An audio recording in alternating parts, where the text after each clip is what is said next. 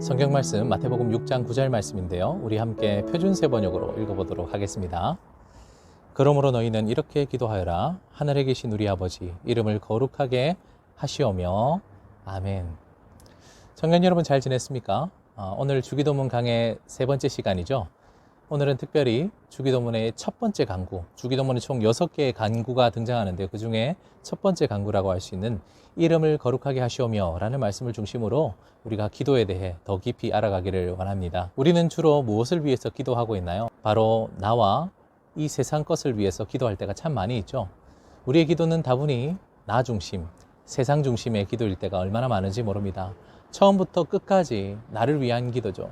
하나님 앞에 내 사정을 알려드리고 나의 상황을 호소하고 나의 필요를 간구하는 온통 나를 위한 기도, 이 세상 것들을 위한 기도를 우리는 드리는데 주기도문은 어떻습니까? 첫 번째 강구부터 무엇을 구하고 있죠? 바로 하나님의 이름이 거룩하여지기를 기도하고 있습니다. 이것은 주님께서 주신 기도가 나 중심의 기도가 아닌 하나님 중심의 기도다라는 것을 깨우치게 해줍니다. 여러분, 그런데 하나님의 이름을 거룩하게 하시오며 라는 이 기도가 잘 이해가 되세요? 저는 처음에 이 말씀을 따라 기도할 때 의문이 들었어요. 왜냐하면 분명히 우리 주님은, 우리 하나님은 홀로 영원토록 거룩하신 분이신데 내가 기도한다고 해서 하나님의 이름이 더욱 거룩해질까라는 생각 때문에 말이죠. 이는 마치 에베레스트 산이 지금 세계 최고로 높은 산인데 이 에베레스트가 최고 높은 산이 되게 해달라는 그런 기도처럼 굉장히 모순처럼 느껴졌습니다. 우리가 이 첫 번째 강구를 제대로 이해하기 위해서 먼저 하나님의 이름, 하나님의 이름이 무슨 의미인지를 한번 살펴볼 필요가 있습니다. 성경에서 하나님의 이름에 대해서 가장 명확하게 언급하고 있는 구절 중에 십계명 말씀이 있죠. 우리 출애굽기 20장 7절 말씀을 같이 한번 읽어보도록 하겠습니다. 너희는 주 너희 하나님 이름을 함부로 부르지 못한다. 주는 자기 이름을 함부로 부르는 자를 죄 없다고 하지 않는다. 이 말씀은 십계명의 제3계명에 해당하는 말씀이죠. 개역 개정판 성경에 보면 하나님의 이름을 망령되이 일컫지 말라라고 이렇게 번역되어 있습니다. 하나님의 이름을 망령되게 함부로 부르지 말라는 것이 십계명의 가르침이라고 할 수 있습니다. 왜냐하면 우리가 하나님의 이름에 대한 제대로 된 이해를 가지지 않고 하나님을 부르게 되는 것은 하나님이 기뻐하시는 일이 아니기 때문이죠.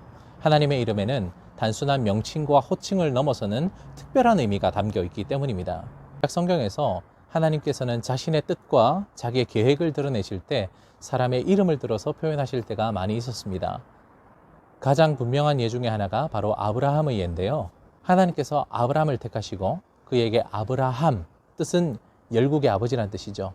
이 열국의 아버지라는 이름, 아브라함이라는 새로운 이름을 주셔서 온 열방을 그의 후손을 통해 구원하실 것이다라는 하나님의 뜻과 하나님의 계획을 이 이름을 통해서 드러내셨습니다. 따라서 우리가 하나님의 이름이라고 할 때는 단순히 하나님을 부르는 명칭, 호칭 정도로 이해할 것이 아니라 하나님이 어떠한 분이신가, 하나님의 존재를 규정하는 것이라고 생각해야 되겠죠.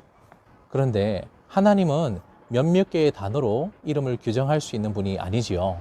그것은 이름이 가지고 있는 한계라고 말할 수 있습니다. 구약 성경에 많이 등장하고 있는 하나님의 이름 중에 엘샤다이라는 단어, 전능하신 하나님이라는 이 단어 역시 단순히 하나님의 전능에만 초점을 맞추고 있는 단어이기 때문에 하나님에 대해서 전체를 다 포괄할 수 있는 단어는 세상에 없다라고 말할 수 있겠지요. 출애굽기 3장에 모세가 하나님의 이름을 물어보는 장면이 등장하는데요. 우리 함께 읽어보도록 하겠습니다. 출애굽기 3장 13절에서 14절. 모세가 하나님께 아뢰었다. 제가 이스라엘 자손에게 가서 너희 조상의 하나님께서 나를 너희에게 보내셨다 하고 말하면 그들이 저에게 그의 이름이 무엇이냐 하고 물을 터인데 제가 그들에게 무엇이라고 대답해야 합니까? 하나님이 모세에게 대답하셨다. 나는 스스로 있는 나다. 너는 이스라엘 자손에게 이르기를 스스로 계신 분이 나를 너희에게 보내셨다 하여라. 아멘. 모세가 하나님의 이름을 뭐라고 부를까요? 라고 이렇게 하나님의 이름을 여쭤보자 하나님께서 뭐라고 대답하셨죠? 그 유명한 말씀, I am who I am. 나는 나다. 나는 스스로 있는 자다. 라고도 이렇게 번역되어 있는데요. 아주 알쏭달쏭한 표현을 주셨죠. 우리가 이 말씀을 이해할 때 크게 두 가지 방법으로 이해할 수 있는데요. 하나는 하나님은 자존하신 분이시다, 스스로 계신 분이시다 라고 해석하는 방법이 있습니다. 우리 초대 교부들은 바로 이 구절을 가지고 하나님은 자존하신 분이시다, 좀 어려운 말이죠. 부동의 원동자, unmoved mover. 자기는 움직이지 않으면서 다른 모든 것들을 움직이게 하는 존재. 자신이 존재하는 근거를 밖에서부터 찾지 않고 자기 안에서 스스로 존재할 수 있는 자존성으로 이 본문을 해석하는 경향이 있습니다. 굉장히 철학적이고 의미 있어 보이는 말씀이죠. 사실 이 말씀은 앞뒤 문맥을 살펴보면 좀 다르게 해석할 수 있는데요. 우리 바로 다음 절 15절에는 이런 말씀이 있습니다. 함께 읽어볼까요?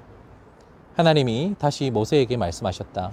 너는 이스라엘 자손에게 이르기를 여호와 너희 조상의 하나님 곧 아브라함의 하나님 이삭의 하나님 야곱의 하나님이 나를 너희에게 보내셨다 하여라. 이것이 영원한 나의 이름이며 이것이 바로 너희가 대대로 기억할 나의 이름이다. 초대 교부들이 주장하였다시피 하나님의 자존성, 나는 스스로 있는 자다라고 번역하는 것도 나쁜 번역은 아니겠지만 앞뒤 문맥을 살펴볼 때 14절과 15절의 내용이 같은 의미, 즉 우리 하나님은 아브라함의 하나님, 이삭의 하나님, 야곱의 하나님이시다. 그것이 하나님의 이름이다 라고 설명하는 것도 아주 좋은 표현이라고 할 수 있겠습니다.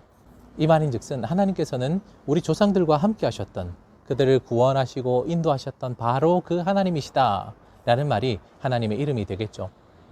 좀 고상하게 설명하자면 하나님은 언약의 하나님이시고 구원의 하나님이시고 우리와 늘 함께 하셨던 하나님이시다.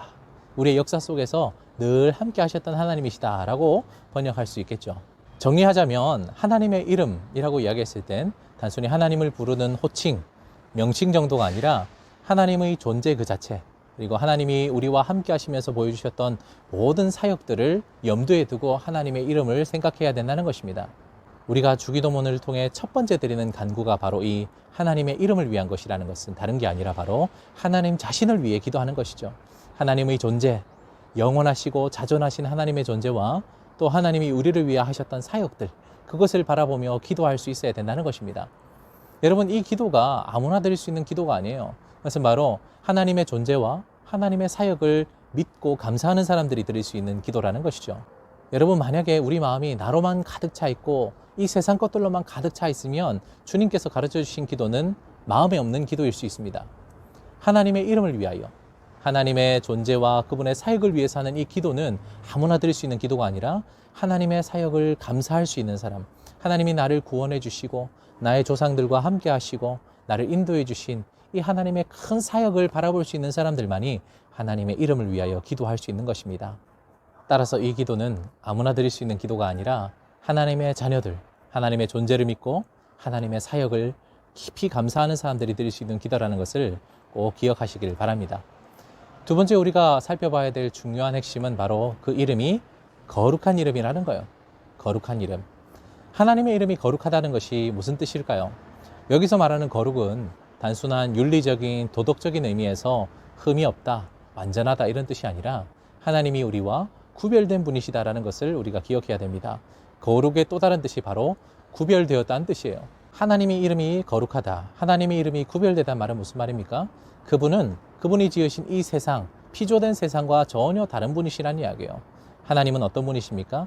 이 세상의 일부가 아니라 이 세상의 창조자이시고 이 세상의 주인이시라는 이야기죠. 우리는 이 땅 가운데서 살아가죠. 이 땅은 어떤 땅입니까? 죄로 말미암아 깨어지고 망가진 땅입니다. 그럼에도 불구하고 우리가 기도할 때 소망을 가지고 기대를 가지고 기도할 수 있는 것은 우리의 기도를 들으시는 분이 이 세상과 같지 않은 구별된 분, 거룩한 분이시기 때문에 그래요. 따라서 우리가 거룩하신 하나님의 이름, 거룩하신 그 하나님을 우리가 위해서 기도할 때 우리의 기도는 소망의 기도, 기대가 넘치는 기도가 될 수 있는 것입니다. 여러분, 우리가 이 주기도문을 따라서 기도할 때 우리에게 아무리 힘들고 어렵고 절망적인 순간이 찾아와도 우리의 힘이 아닌 이 세상과 구별되신 거룩하신 하나님의 이름을 놓고 기도하기 때문에 우리는 그 어떤 문제를 놓고도 소망 중에 기대를 가지고 기도할 수 있는 것입니다. 여러분, 그렇다면 우리는 이 기도를 통해서 어떤 결과를 맞이할 수 있을까요?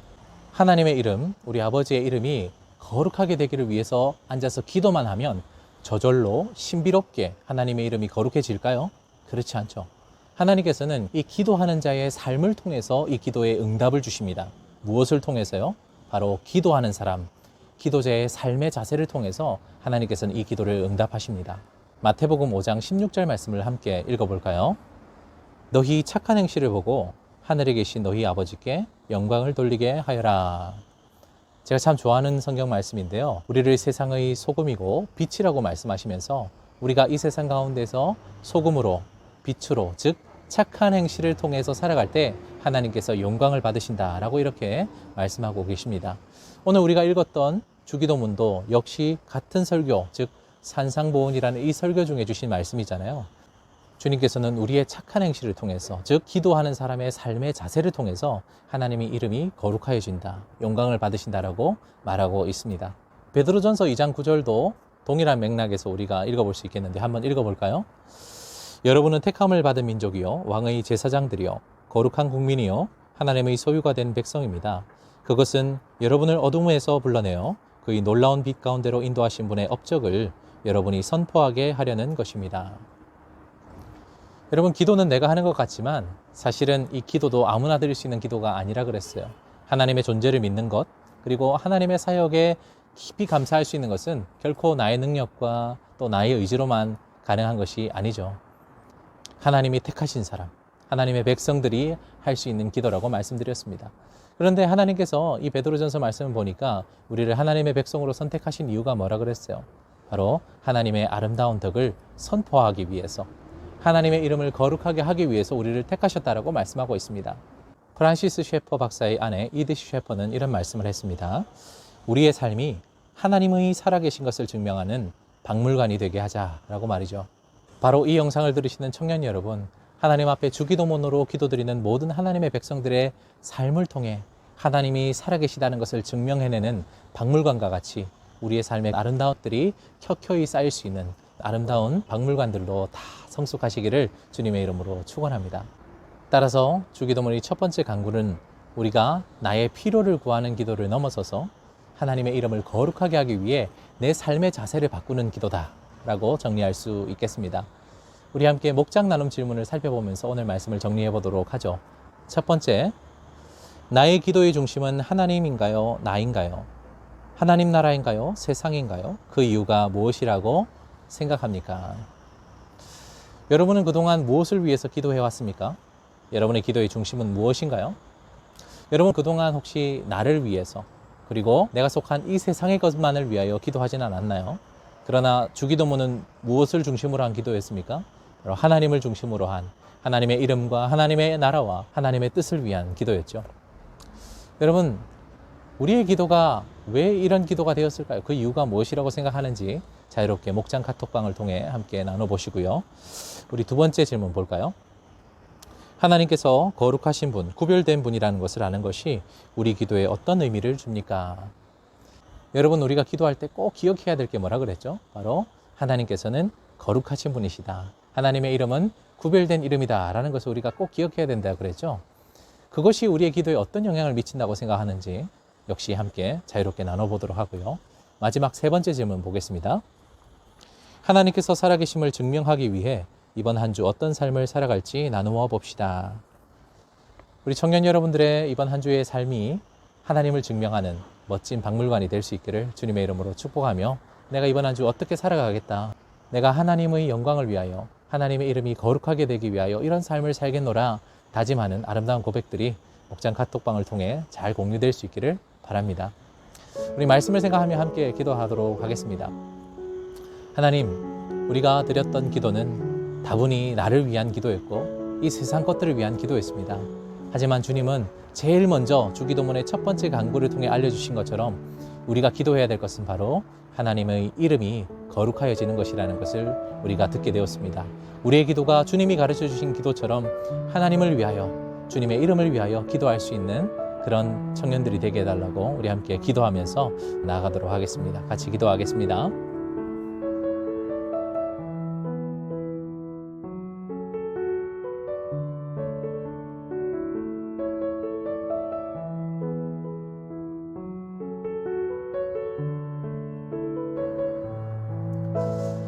하나님 아버지, 오늘도 말씀을 통하여서 우리가 어떻게 기도할 것인가에 대해서 말씀 주시니 감사합니다.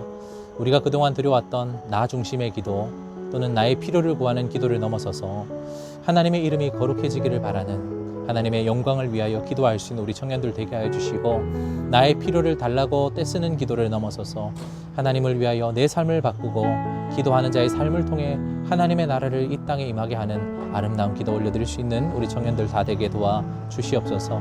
코로나19가 너무나도 길게 지속되면서 함께 나누고 함께 교제할 수 있는 시간들이 우리의 간절함이 되어버렸습니다. 하나님, 우리가 다시 만날 때까지 각자의 자리에서 주님께서 가르쳐 주신 대로 기도하며 하나님 나라의 백성답게 살아갈 수 있도록 도와주시고, 다시 만나 함께 교제할 때에 우리가 그 나라의 백성으로서 어떻게 살아왔는지를 함께 나누며 기뻐할 수 있는 우리 청년들이 될 수 있도록 도와주시옵소서. 감사하고 축복하며 예수님 이름으로 기도드리옵나이다. 아멘.